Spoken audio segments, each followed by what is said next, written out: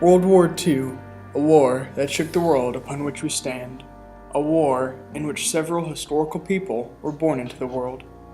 A man starting from the ranks of the French army, a distinguished soldier who proved his worth in the battlefield, eventually became an exiled leader and ended up as a leader and president of the Fifth Republic of France.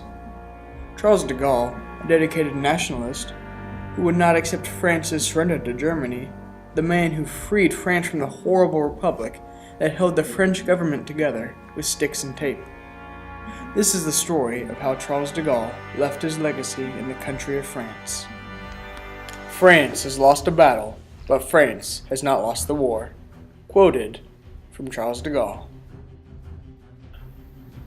Charles de Gaulle was born November 22, 1890, into a very Christian family. He grew up a very nice child and had a great education as well. When 1912 came around, he had finished school, his studies, and decided to join the infantry regiment and became the second lieutenant under the command of Colonel Henry Philippe Pétain. Serving in World War I, he was injured not only once, but twice in his time. After suffering injuries, he was promoted to captain of the infantry regiment, who then fought at the Battle of Verdun. He fought vigorously, but alas, he was captured. While being held in Verdun, he tried to escape a number of 5 times, but none of which were successful. However, the signature of armistice established in 1918 marked the defeat of Germany. It also let de Gaulle free from his captivity.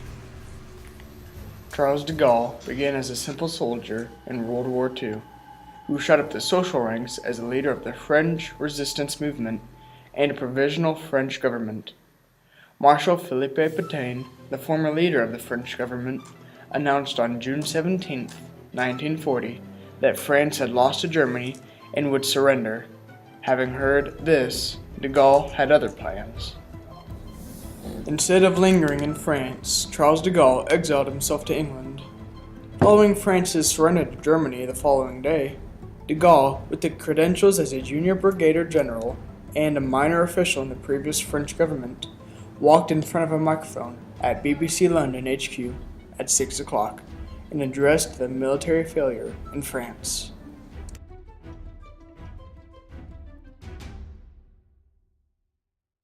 The Appeal of June 18th by Charles de Gaulle.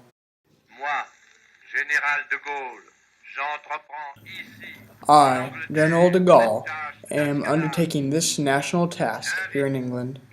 I call upon all French servicemen of the land, sea, and air forces. I call upon French engineers and skilled armaments workers who are on British soil or have the means of getting here to come and join me. I call upon the leaders, together with all soldiers, sailors, and airmen of the French land, sea, and air forces, wherever they may be now, to get in touch with me. I call upon all Frenchmen who want to remain free to listen to my voice and follow me. Long live free France in honor and independence.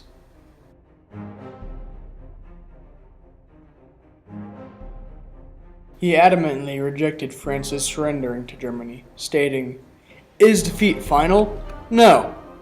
This war has not been decided by the Battle of France. This war is a world war."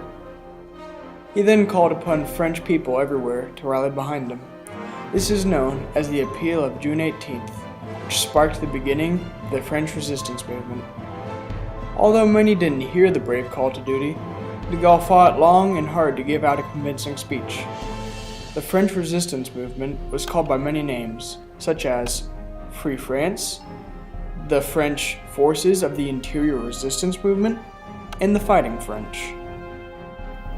A symbol of the movement was the Cross of Lorraine, which was the symbol of both Joan of Arc and the Free French movement.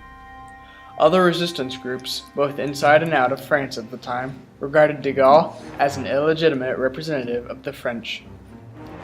Charles had a very large ego, but with that ego, he was able to overcome many obstacles, from power struggles to attempts to get French military leaders to be supported by American and British governments, to being ignored by the United States, and finally, to the threat of a civil war after his supporters arrived in liberated France. In order to get his way, Charles de Gaulle's tactics of stubbornness and relentless independence forced the Allies and New France to deal with him. Following the Free France movement, de Gaulle was set back by German occupation in France. Germany had taken over 3/5 of French territory, claiming northern and western parts of France, including the Atlantic coast. Unknown to de Gaulle, on June 17th, France had made an armistice with Germany, making it clear that they had lost full control of the country and government. This posed a problem to de Gaulle, as Vichy separated both France and Free France. Since Vichy was a victim of the armistice, they had to give up any and all people that the Germans requested, blocking de Gaulle's return to France. With no way back to the people, de Gaulle opted to meet them in England, where they would fight with Great Britain in order to regain France.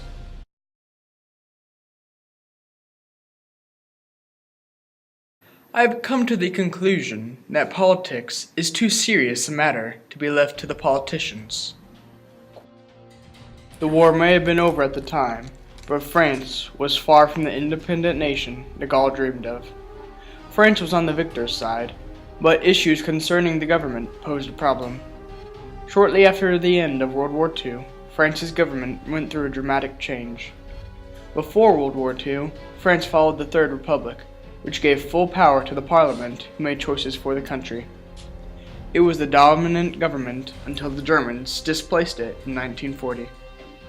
Following the victory of the Allied in September 2nd, 1945, France was left without a form of government. This was de Gaulle's moment to reform the government in France, but his ideas didn't coincide with the thoughts of other representatives. Hoping to get support from his fellow Frenchmen, he resigned from office the following year in January. 9 months later, voters chose the Fourth Republic as a new form of government.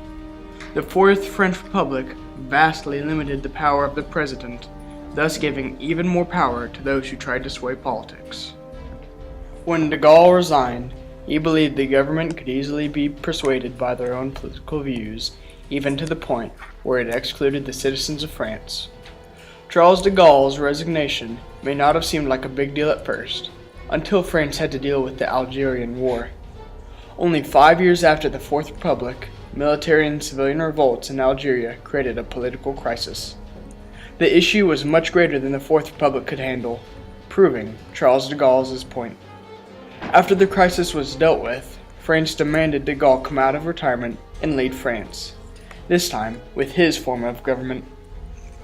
With de Gaulle as president, he gained back the power that would have been limited to further presidents.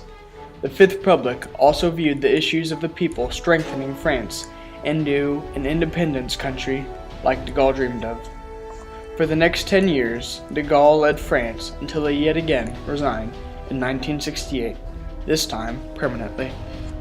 Charles de Gaulle led France in many ways that later shaped France's power for future generations. He created a government that led France through the thick and thin, impacting France as a country. And although he was pitted against all of France when he gave a speech, he never once gave up on France when they surrendered to Germany. With his support, he created a legacy that impacted France's freedom, government, and power, regaining the strength France had lost on June 17, 1940.